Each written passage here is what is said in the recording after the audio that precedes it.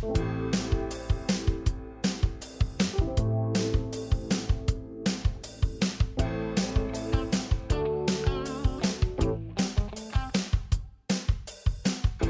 tal? Muy buenas tardes, muchísimas gracias por estar con nosotros un sábado más acá en Sinergia CEFIA, este espacio en donde le acercamos el quehacer de los y de las profesionales de las ingenierías y de la arquitectura. Les agradecemos muchísimo que estén nuevamente un sábado con nosotros aquí en sintonía para poder conversar de distintos temas. La vivienda es uno de los temas que más nos importa a todos. Algunos ya la tienen, otros sueñan con ella. Hay condiciones distintas dependiendo de la región en donde vivamos. El acceso también es un tema completo para el que necesitamos un abordaje integral para poder obtener vivienda independientemente de la edad que tengamos, el lugar en donde estemos. Y también es cierto que la tendencia de habitar una casa ha cambiado. Algunos desean alquilarla, otros sí desean comprarla. Para conversar sobre eso, que es uno de los temas que se abordaron en el documento Pensar en Costa Rica, tenemos acá al ingeniero don Maynor Rodríguez, que es parte de los autores de este documento y que especialmente tiene que ver con vivienda y con quien vamos a conversar ampliamente de eso. Buenas tardes, don Maynor, ¿cómo está? Buenas tardes a todos, un gusto estar aquí con ustedes. Muchísimas gracias por la compañía. De verdad que es que la vivienda nos genera a todos bienestar y necesidad al mismo tiempo. Don Maynor, empecemos por eso. ¿Por qué es tan importante en el contexto de cada uno de nosotros que cuando nos hablan de vivienda poderla tener de distintas formas? Es muy importante porque es el lugar donde vivimos, donde crecemos, donde nos desarrollamos. Hay un estudio del BID de hace un par de años que dice que es más importante el código postal que el código genético, que es decir, que nos impacta más en el lugar en donde vivimos que todos los genes que tenemos y toda la herencia que tenemos. O sea, es decir, el ambiente, el hábitat donde nosotros nos desarrollamos tiene un impacto muy importante en nuestro desarrollo como personas, como familias, como grupos sociales, como personas que estamos en un sistema productivo. Así que la vivienda tiene una connotación muy importante porque el lugar donde vivimos, el entorno donde vivimos, nos forma, nos educa, nos transforma y nos va dando oportunidades para ser mejores cada día. Don Maynor, yo quisiera que a propósito de lo que decía al inicio del documento Pensar en Costa Rica, ¿cuál es el primer panorama o el panorama general que se puede hacer o que ustedes han podido realizar sobre el acceso a vivienda, sobre la tenencia de vivienda en Costa Rica? ¿Cómo estamos en ese sentido, don Maynor? En el informe, en el análisis que hacemos para Pensar Costa Rica, dividimos dos grupos de población en tres. Básicamente analizamos las familias que viven en precarios, que es un grupo de familias muy importante en el país. Son alrededor de 37,000 viviendas o 37,000 hogares que viven en esa condición, que eso significarán alrededor de unos 87,000 costarricenses y extranjeros que viven en 576 asentamientos precarios. Ese es el primer grupo, que hacemos un diagnóstico sobre eso y hacemos unas propuestas de cómo atender este tema. El segundo grupo que nosotros atendemos y que analizamos en el informe es las familias que no viven en precario, pero que viven en condición de pobreza o que tienen condiciones económicas muy limitadas, que ese grupo de familias no puede accesar fundamentalmente a condiciones de crédito y lo que pueden accesar es a un bono de vivienda, a un subsidio de vivienda. Y el tercer grupo que analizamos son las familias ya de ingresos medios que tienen poco acceso a un subsidio de vivienda, pero también tienen muy poco acceso al sistema financiero, que tienen poco acceso a un crédito y que el crédito que pueden accesar es menor que la oferta que el mercado les ofrece. Entonces, esos son los tres grupos de población que analizamos en el informe, hacemos un diagnóstico de cada uno de esos tres grupos y también presentamos propuestas de cómo atender y qué acciones tenemos que hacer para darle más acceso a estas familias en el país. Don Maynor, empecemos entonces a hablar de esos tres grupos y primero hablemos de la condición de precario. Es lamentable saber que hay tantos, ¿verdad? Que hay demasiados precarios en nuestro país, quizá quienes estamos un poco ya por encima de los 30, 40 años, escuchábamos antes precarios y no era como algo muy habitual, especialmente en zona rural. Yo recuerdo que en el caso de zona rural, pues yo que soy del lado de la península, escuchaba más, había uno muy específico en Punta Arenas y había otro precario en Guanacaste y ya. Y ahora, ¿verdad? Tenemos más de 500 que no solamente están en la zona rural, sino que hay muchísimos acá. ¿Qué hacer? ¿Cómo se puede solucionar esto, don Maynor? Porque es un tema muy complejo y que voy a devolverme a sus palabras, tiene que ver con salud, mental y física, tiene que ver con condiciones de manejo de residuos, tiene que ver con educación, tiene que ver con, pienso en adultos mayores viviendo en precarios, pienso en durante la pandemia gente en un precario. Don Maynor, es un foco tan lamentable de tantos derechos no garantizados, ¿verdad? Pero también es una problemática que es compleja de atender. ¿Cómo abordarla? Primero hay que entenderla, estudiarla, y el precario fundamentalmente es un tema urbano, porque el precario es una expresión al derecho a la ciudad. O sea, la gente vive en un precario porque quiere vivir en la ciudad, porque necesita los servicios de la ciudad, que es el trabajo, que es la salud, la recreación, la educación. Entonces, el 90% de los asentamientos precarios están en la ciudad. Por esa razón, porque la gente busca un derecho a seguir viviendo en la ciudad. El otro elemento muy importante que también hay con los precarios es que se han ido aumentando en cantidad, pero también en densidad. Los precarios cada vez son más densos. En la misma área, en el mismo territorio, cada vez hay más personas porque se están haciendo precarios hacia arriba. Y obviamente esto hace que el precario ya de 2 niveles, el precario que tiene una cuartería de 15 cuartos hacia atrás, ese precario cada vez genera más hacinamiento. Y ese hacinamiento genera muchos más problemas sociales.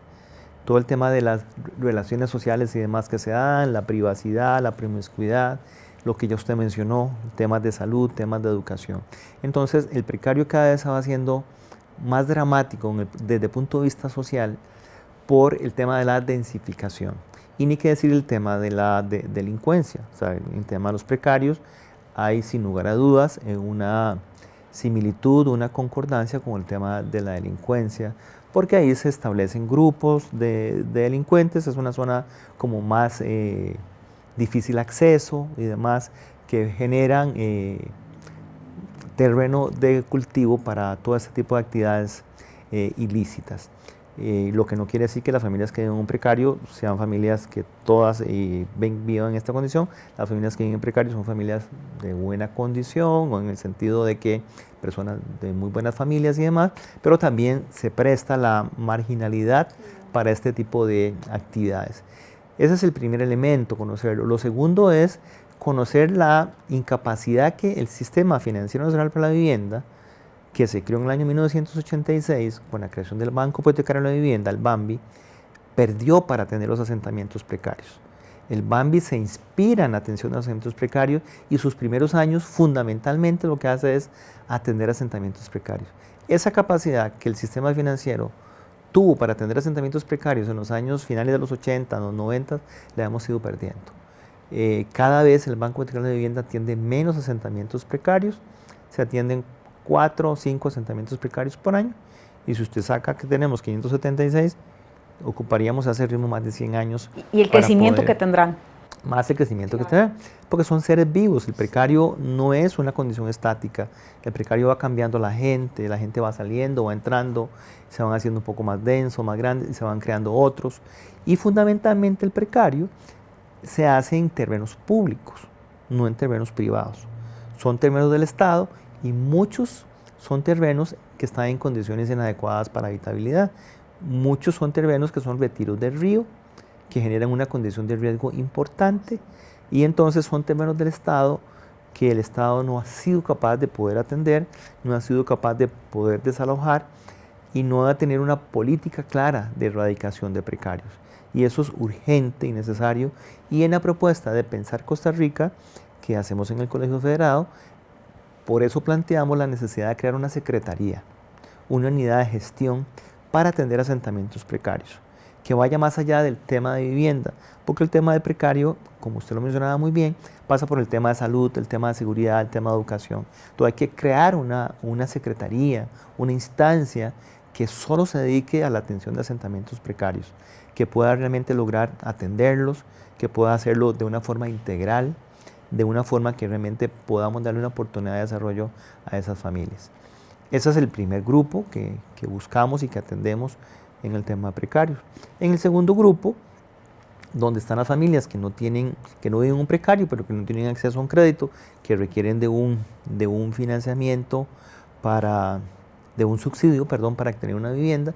En ese grupo, pues lo que manifestamos en el diagnóstico es que en los últimos 3 años se han dejado de otorgar más de 9.000 bonos de vivienda, que hay 9.000 familias que se quedaron sin acceso a una vivienda, lo cual es un tema de poner atención, es un tema de que tenemos que buscar soluciones para que podamos llegar a un ritmo como el que teníamos antes, de alrededor de unos 11.500 bonos de vivienda por año y no a los 8.600 que hemos tenido en los últimos 3 años. Lograr tener creatividad, hacer más ingeniería, hay que hacer ingeniería financiera para bajarle un poco el costo a la solución, para hacer soluciones de menor costo. Creo que eso lo podemos lograr. Hay tecnología, hay sistemas constructivos, necesitamos utilizar los suelos del Estado. En la propuesta de Pensar Costa Rica planteamos la necesidad de crear un banco de tierras que tome todos los bancos que el Estado tiene. El Ministerio de Seguridad tiene tierras, el Ministerio de Obras Públicas y Transporte, el CNP, el INBU, el CNP, el IMAS, hay muchas instituciones del Estado que tienen tierra. ¿Cómo lograr generar un banco de terrenos, generar una capacidad para gestionar esas tierras, gestionar esos proyectos y que, bueno, realmente eso ayude un poco a bajar el costo? Las tecnologías constructivas podemos implementarlas o hacer proyectos un poco más densos para aprovechar mejor los suelos, y una serie de propuestas que podemos lograr para bajar un poco el costo, también la asignación de recursos, y también planteamos ahí un tema que es absolutamente indispensable discutir en el país. ¿Podemos seguirle donando el 100% del bono de las viviendas a toda la familia o será solo un grupo muy pequeño, muy específico, y que las demás familias, aunque tengan recursos limitados, paguen lo que pueden? Que otorguen, que devuelvan parte de ese bono de vivienda, que eso siga siendo parte del fondo y que ese fondo solidario sirva para atender más familias. Creo que es el momento para hacer un replanteamiento como país y lograr que la gente devuelva parte de ese bono de vivienda, que sea un mecanismo solidario para que más familias puedan acceder. Hacemos la pausa y regresamos para seguir conversando sobre vivienda en nuestro país. Pensar en Costa Rica. Es un documento técnico en donde se plantean una serie de realidades y recomendaciones sobre problemáticas nacionales. Vivienda. ¿Sabías que en el país existen 576 asentamientos informales? Se estima que en ellos hay 64.128 hogares, lo que representa un estimado de 183.227 personas en condiciones deplorables. ¿Qué propone Pensar en Costa Rica? Recuperar los edificios abandonados en San José a través de una estrategia de aprovechamiento de las estructuras y servicios urbanos ya existentes, que permitan un mejor acceso a la ciudad para la población con menores tiempos de desplazamiento a las fuentes de empleo y que permitan hacer más eficiente el transporte público. Sobre trámites previos de construcción como permiso de agua potable, uso de suelo, alineamientos de carreteras, permiso de acceso en vías nacionales, línea férrea o líneas de transmisión, entre otros, se propone que sean estandarizados y digitalizados. Les invitamos a conocer el documento en www.cefia.br.cr y seguirnos en nuestras redes sociales. El Instituto IEXA es el instituto profesional de belleza con mayor trayectoria y respaldo de Costa Rica. Cuenta con cursos, talleres, seminarios y maestrías estructurados para formar profesionales altamente capacitados. ¿Quieres formar parte del mejor instituto de belleza del país? Llama en este momento al 2222-7675. 2222-7675.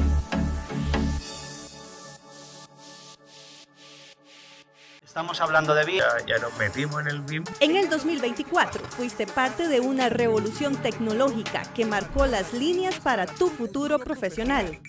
Ahora sé parte de ese futuro que ya está aquí, en el Hotel Barceló San José, este 26 y 27 de noviembre. No te pierdas la quinta edición del BIMCon 2025, el congreso organizado para los profesionales que te mostrará cómo la metodología BIM puede transformar la forma de trabajar en el sector AECO, arquitectura, ingeniería, construcción y operaciones para un futuro sin precedentes. Organiza. Patrocina.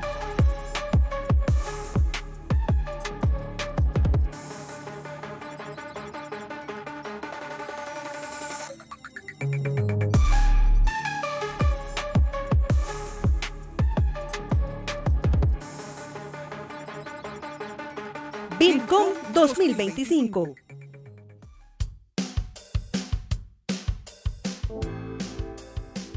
Don Maynor, ¿podríamos compararlo con el sistema solidario que tenemos para los servicios de salud con la Caja Costarricense de Seguro Social? Y quisiera que tal vez nos pueda contar si es posible. Creemos que es un tema que se debe analizar como país, que se debe lograr que las familias devuelvan parte. Habrá casos muy calificados. Sí, donde no se pueda. De adultos mayores, de personas con discapacidad que no podrán devolver ni un 5. Pero pensamos que haciendo un buen análisis podríamos lograr que el 90% de las familias que reciben bono de vivienda que lo puedan devolver, como fue al inicio del sistema, que fue un crédito con 0 tasa de interés, que se pueda devolver y eso haga el sistema mucho más solidario.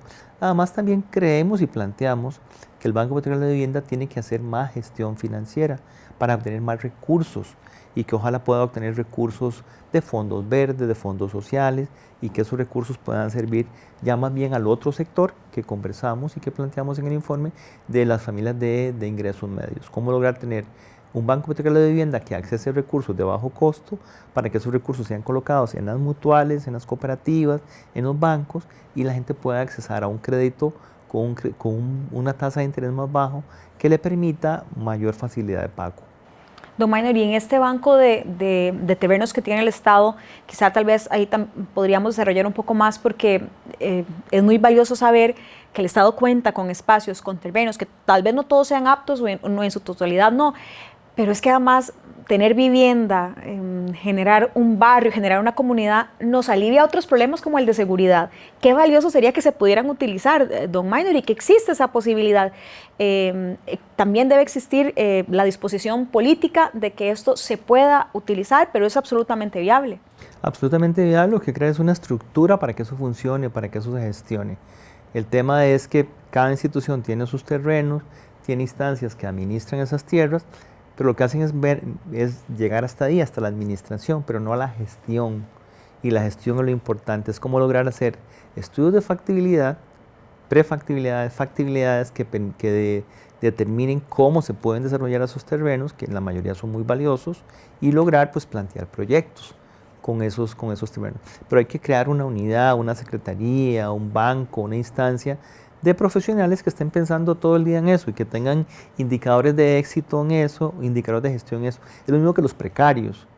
¿Cuál es el tema de los precarios? Que no hay indicadores de gestión para las autoridades de vivienda para atender precarios. Usted me dice cuál es la meta de la atención de precarios de los últimos 4 gobiernos, no la conozco.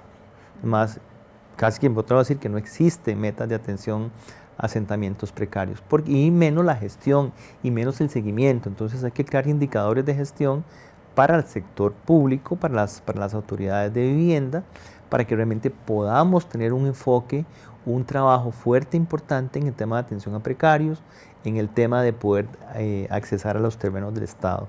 Creo que son cosas que se pueden hacer.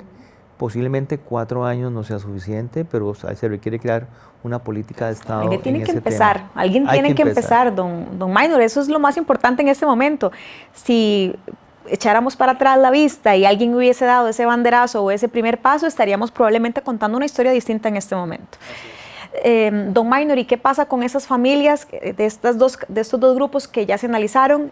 Vamos al tercero, que no están en una condición de pobreza extrema, pero quedan en ese sándwich del que a veces hablamos y no tienen acceso a vivienda. Ni siquiera algunos están directamente en clase media o en clase media, ¿verdad? Sino que está ahí en media baja, pero sin posibilidad de tener su vivienda, pagando alquileres o obligado a no poder estar en una ciudad, como usted decía, teniendo ese derecho, obligados a transportarse desde Cartago hasta Grecia para trabajar, desde Cartago hasta San José para trabajar, con lo que implica la movilización del transporte, que es otra situación que también resuelve el acceso a vivienda, ¿verdad? Mientras más cerquita estemos de nuestras zonas de trabajo, menos vehículos tendremos, menos congestionamiento. Es que la vivienda resuelve muchas cosas. Don Maynor, ¿qué plantean para esto? Ahí planteamos, bueno, lo que ya mencioné, que es que el Banco Hipotecario de Vivienda busque recursos de más bajo costo y que a partir de ahí podamos tener acceso a créditos de más bajo costo. Luego, el otro tema importante es que las familias de ingresos medios muchas veces no conocen que pueden accesar a un bono de vivienda. Las familias actualmente que ganan menos de 1.800.000 colones pueden accesar a un bono de vivienda. que puede ayudarles a tener la prima, porque ese es uno de los elementos. La familia a veces tiene poco acceso al crédito, pero no tiene la prima, no tenemos cultura de ahorro. Es necesario implementar programas de ahorro y promover una cultura de ahorro para que la gente tenga una prima. Y si no, pues utilizar el mecanismo del bono de vivienda, que llamamos bono de vivienda clase media, para eso. Luego hay que implementar mecanismos que son muy, pero muy importantes, como el leasing habitacional, que es la posibilidad de que yo hago un contrato de renta con la posibilidad de comprar a un plazo, normalmente a 5 años, esa vivienda. Es un elemento muy importante. El país no tiene un mecanismo de leasing habitacional. Tiene un mecanismo de leasing que se usa mucho para vehículos, fundamentalmente, pero no se puede utilizar o no se utiliza en el sector inmobiliario, porque cuando la familia no paga en un caso específico, la ley que rige el desalojo es la ley de inquilinato. Y eso es una ley súper ineficiente. Entonces, nadie invierte en un programa de leasing porque puede durar hasta 10 meses para desalojar una persona que no pagó. Entonces, se necesita una ley específica de leasing inmobiliario. Han habido propuestas en la Asamblea Legislativa, no hemos logrado ponernos de acuerdo para poder aprobarlo, y es absolutamente indispensable que el país tenga ese mecanismo. Luego hay otros mecanismos también muy importantes, como el derecho a superficie, que es la posibilidad de que las personas tengan títulos de propiedad para distintos pisos de una propiedad, que le ayuda a las familias que tengan una propiedad entre varios, poder tener distintos folios reales, distintas fincas sobre una misma propiedad. Eso es un tema muy importante. Y el otro tema que nosotros introducimos en la propuesta de Pensar Costa Rica, que hace el Colegio Federado, es el tema del subsidio para alquiler. Eso es un elemento muy importante que usted mencionó anteriormente, el tema de la movilidad, por el tema laboral. Muchas familias o personas no están pensando en tener una casa con una hipoteca a 20 años, a 30 años, sino están pensando en tener un lugar adecuado para vivir. Y ese lugar adecuado para vivir puede ser una renta, puede ser un apartamento que hoy me sirve en el este, pero después me sirve en el oeste, después me sirve en el norte, después me sirve en el sur, después me sirve en diferentes lugares. Entonces, la propuesta que hacemos es que se plantee una reforma a la ley del Sistema Financiero Nacional para la Vivienda, para que haya un subsidio para alquiler. Esto funciona muy bien en algunos países, por ejemplo Colombia, donde a la familia se le paga una parte de la cuota por un periodo de 5 años. Y posteriormente a esos 5 años, la familia puede decidir si compra ese bien o no la compra. Pero mientras está en 5 años en alquiler, la familia paga una parte de ese alquiler y el subsidio le paga otra parte del alquiler. Eso motiva que la familia pueda vivir en una casa en alquiler durante 5 años al menos, y tenga la oportunidad de vivir en un lugar adecuado, en un lugar bueno, y esos 5 años le permiten ayudar a mejorar su condición laboral, a mejorar sus condiciones, y ya después toma la decisión. Mostró capacidad de pago, mostró que es una persona que paga adecuadamente, hace un récord en esa entidad financiera. La entidad financiera le hace una propuesta para que compre esa vivienda. Se manejan con fideicomisos, con fondos, y de esa forma las familias o las personas podrían tener una casa mejor que la que podrían tener, mejoran sus condiciones laborales, mejoran sus condiciones de salud, sus condiciones físicas, mentales, por vivir en un mejor lugar, y eso les permite pues dar un paso adelante. Ese es un mecanismo que consideramos podemos implementar como país. Apoyar el tema de la renta, ya pues lo hemos visto en algunos estudios, alrededor del 18% de las viviendas en el país están alquiladas, y fundamentalmente son las personas jóvenes las que más alquilan, y es un fenómeno ciudad. También la mayoría de las casas están en Agán, la mayoría de las casas alquiladas están en la ciudad, no están en la zona rural, y están muy orientadas a un grupo de familias de edades tempranas, o sea, jóvenes, y también se da el fenómeno que los que más alquilan son los de menos recursos y los de más recursos, los dos extremos económicos, ¿verdad? Ese es parte del estudio que como colegio hemos hecho, y tenemos información y creemos que hay propuestas que se pueden hacer y que pueden venir a refrescar, a dar oportunidades al sistema, a la gente, para que la gente pueda vivir mejor.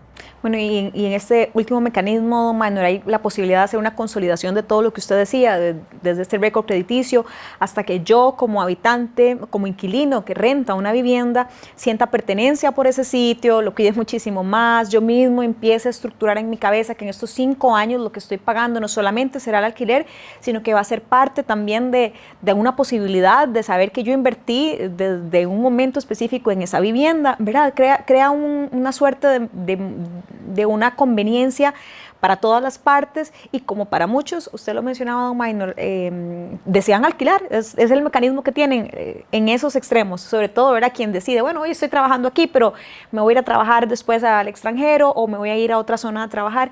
La vivienda de alquiler ha sido una herramienta que han utilizado todos los extremos para estar muchísimo más tranquilos. Don Maynor, vean, se acabó el tiempo y no hemos podido conversar de un montón de cosas, pero yo quisiera que usted como cierre nos pueda hacer un mensaje específico sobre todas estas posibilidades, de todos esos planteamientos técnicos que han hecho, porque sí existe la posibilidad de mejorar lo que tiene que ver con vivienda en nuestro país. Sí es posible, no es un sueño que no se puede alcanzar, realmente sí es posible que en todos los estratos se pueda acceder a una vivienda. ¿Cuál es el mensaje final, don Maynor? Bueno, creo que como sector, creo que se han hecho cosas y se trata de implementar nuevas opciones, pero en realidad hemos sido tímidos en el tema. Creo que podemos ser muchísimo más agresivos, muchísimo más estructurados. Tenemos que pensar en una política como tal. Ni qué decir el tema urbano, el tema planificación, que es un tema fundamental que está enlazado a esto, pero tenemos que crear elementos mucho más innovadores desde el punto de vista financiero, desde el punto de vista técnico, desde el punto de vista de la gestión, para que realmente podamos impactar más y sobre todo establecer indicadores de gestión. O sea, es fundamental que como país tengamos indicadores de gestión en temas de asentamientos precarios, en temas de acceso a la vivienda, en una serie de temas ambientales, en temas de salud, en temas de deserción escolar. Necesitamos medir, necesitamos tener información para que podamos hacer mejor las cosas. Y termino con una frase de Leonardo da Vinci. Él decía, lo que no se conoce bien no se ama profundamente.